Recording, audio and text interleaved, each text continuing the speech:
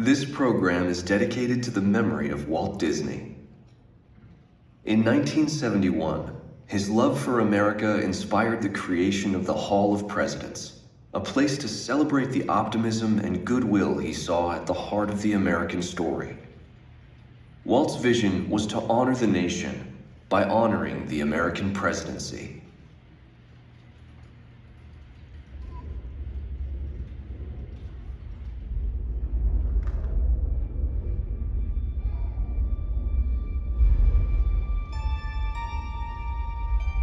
It is 1783, and the smoke is clearing in the wake of the Revolutionary War. Over the course of 8 grinding years, General George Washington has led a force of shopkeepers, farmers, and Native American allies to victory over the greatest military power in the world. A new nation has been born, independent and free. The founders must form a national government. In 1787, through months of passionate debate, they create a written constitution. For the country's highest office, they imagine something new in the history of the world. A leader not born to power like a king or queen. A leader who has not seized power through conquest. A leader not separate from the people, but elected by the people. From among the people. We, the people. This is a new idea, an American idea. The idea of a president.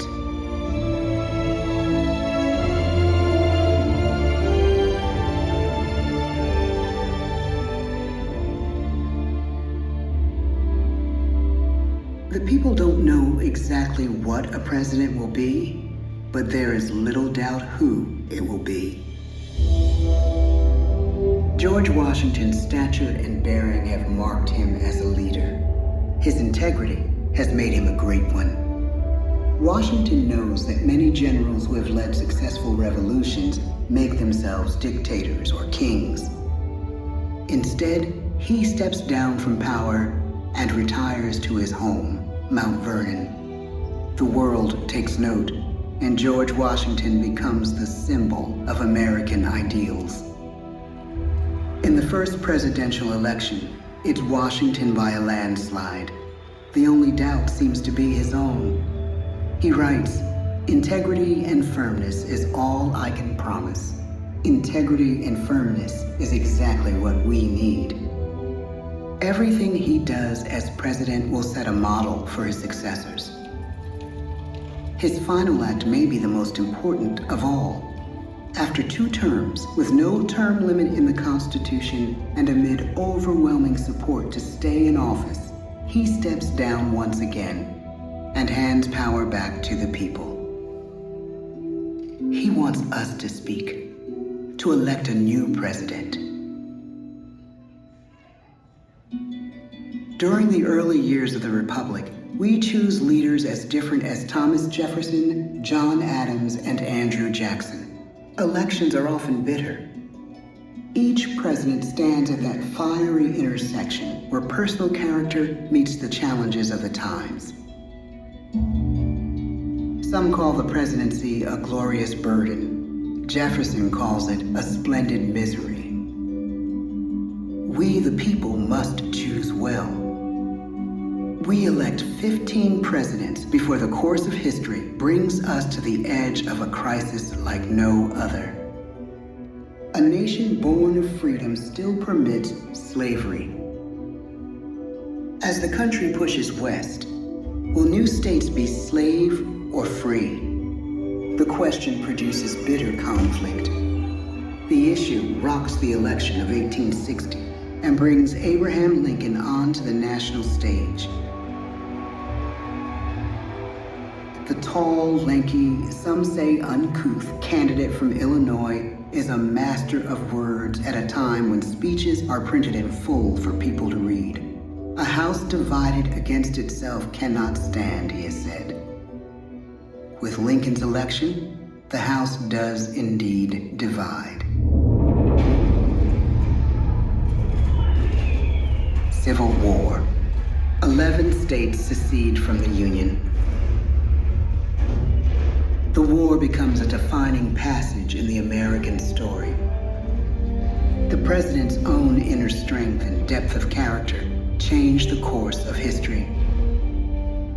Lincoln had come up the hard way, on the American frontier, desperately poor, with less than a year of formal schooling. His early years were scarred by tragedy, the death of his mother, his sister, his first love. He struggles with depression, but never loses his determination to rise above it. He once said he's driven by a desire to leave the world a little better place for having lived in it. The war rages. Lincoln fights to preserve the Union and end slavery. Neither is a sure thing. At Gettysburg, Pennsylvania, 6 months after one of the bloodiest battles of the war, the president dedicates a cemetery to the thousands of soldiers who died there, in words we can never forget.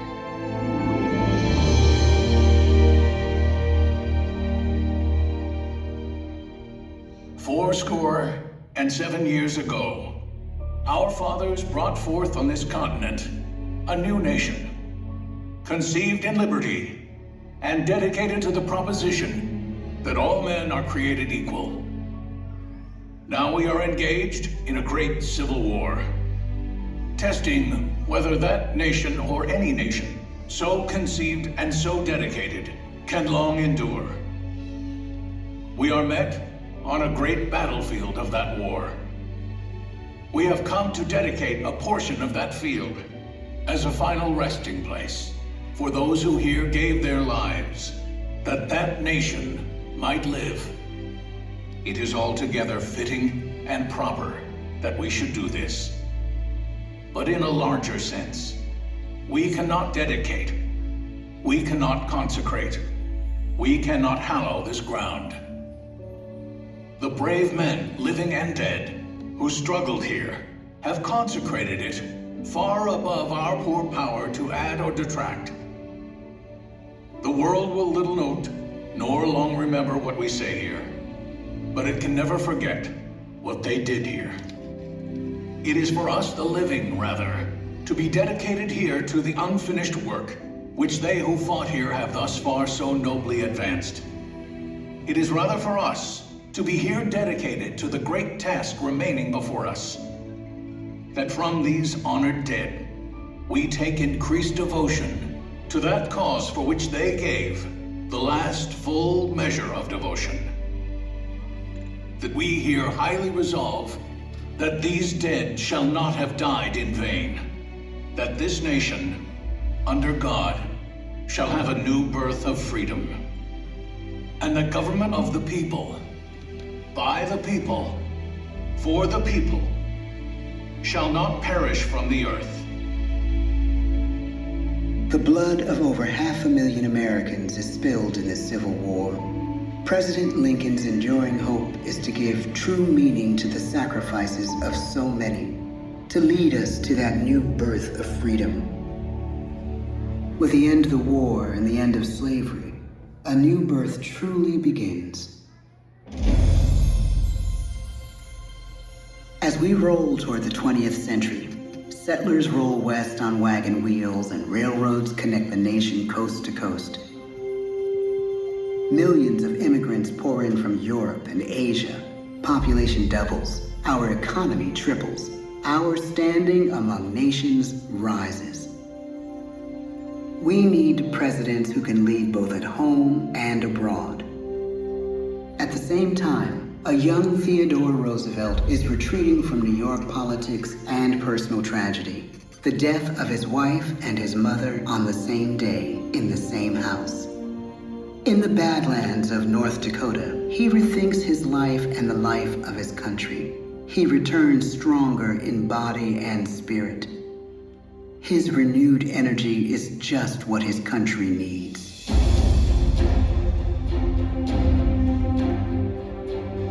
American industry is booming, but social tensions are rising. A progressive movement is bubbling up, pushing for change, and change is needed. in the working and living conditions in cities. The gap widens between rich and poor. The demand for change grows stronger. Teddy Roosevelt is a knight on a crusade. He speaks with force and vitality in clear terms that make colorful headlines at a time when mass-market newspapers have become the new media. To define his foreign policy, he borrows a phrase from an African proverb: speak softly and carry a big stick. But his greatest accomplishments are made at home. He breaks up giant monopolies, protects workers' rights, and calls for a square deal for all Americans, rich and poor, capitalist and wage earner. Bill, please, and a square deal for every man and every woman in the United States. He calls on America to be as great as the natural grandeur of its lands.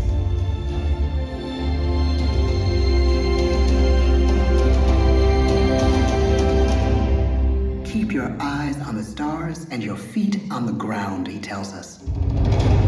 And we do.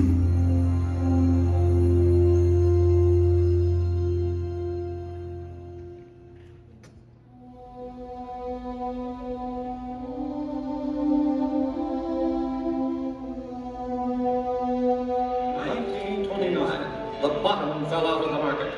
12 million unemployed. The bread lines and the soup. The results of the 1932 election now appear. When we elect our 32nd president, it is the worst of times. The course of history and the course of one president's life again shape a turning point in our national destiny. Franklin D. Roosevelt, paralyzed by polio, knows how to restore the faith of a people paralyzed by the Great Depression. I believe in practical explanation and in practical policy.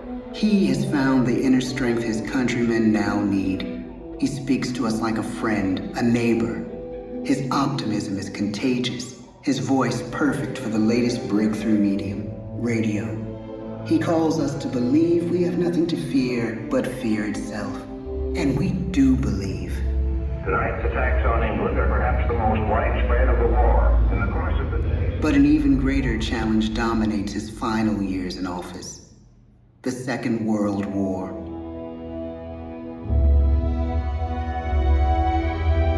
We must be the great arsenal of democracy.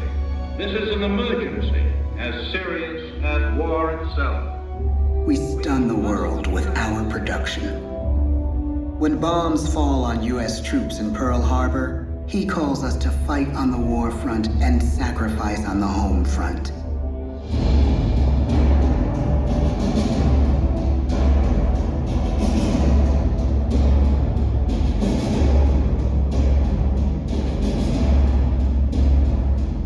The harder the sacrifice, the more glorious the triumph. So spoke America in the year 1776. So speak Americans today. The world changes. The country changes. And yet, in one sense, what we need most from our presidents has never changed.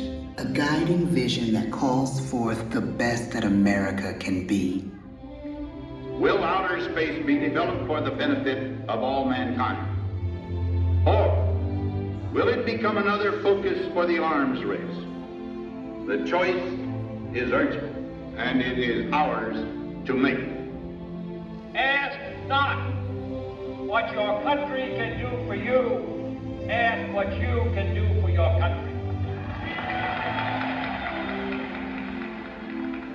But really, it's all of us who must overcome the crippling legacy of bigotry and injustice. And we shall overcome. One of the agreements that President Sadat and Prime Minister Begin are signing tonight is entitled A Framework for Peace in the Middle East. Mr. Gorbachev, tear down this wall. You have lost too much, but you have certainly not lost America. I can hear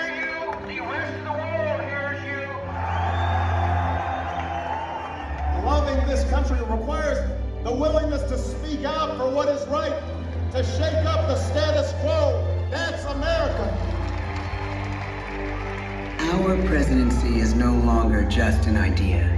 It is an idea with a proud history. Ladies and gentlemen, the presidents of the United States of America.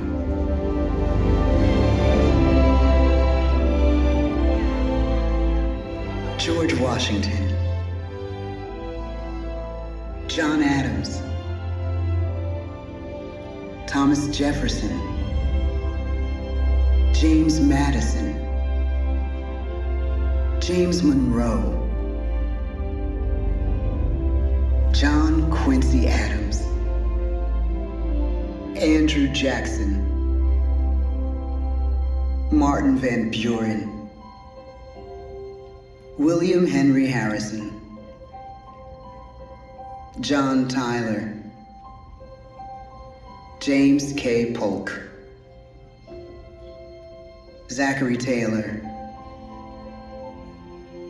Millard Fillmore, Franklin Pierce, James Buchanan, Abraham Lincoln, Andrew Johnson, Ulysses S. Grant, Rutherford B. Hayes, James A. Garfield, Chester A. Arthur, Grover Cleveland, Benjamin Harrison, William McKinley, Theodore Roosevelt, William Howard Taft, Woodrow Wilson, Warren G. Harding, Calvin Coolidge, Herbert Hoover, Franklin D. Roosevelt, Harry S. Truman, Dwight D. Eisenhower, John F. Kennedy, Lyndon B. Johnson, Richard M. Nixon, Gerald R. Ford, Jimmy Carter, Ronald Reagan, George Bush, Bill Clinton, George W. Bush, Barack Obama, Donald Trump.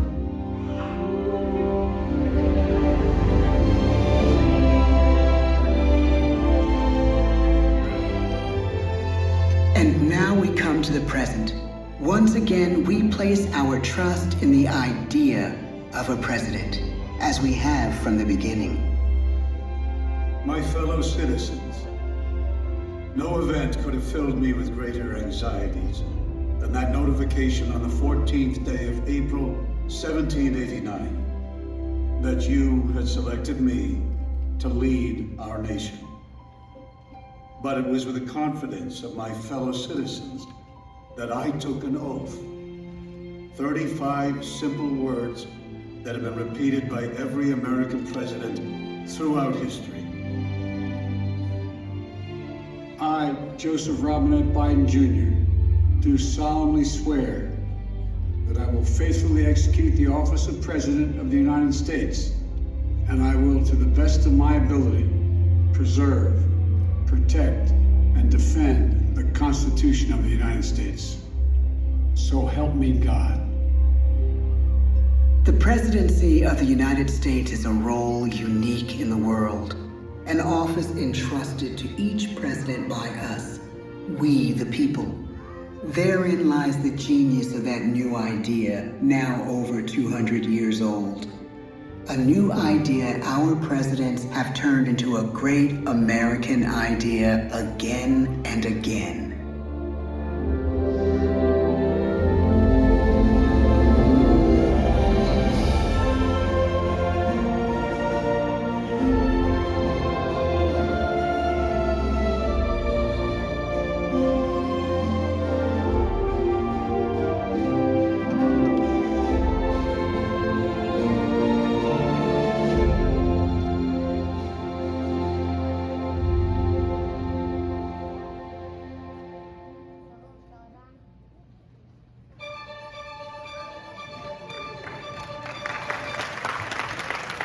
concludes our presentation.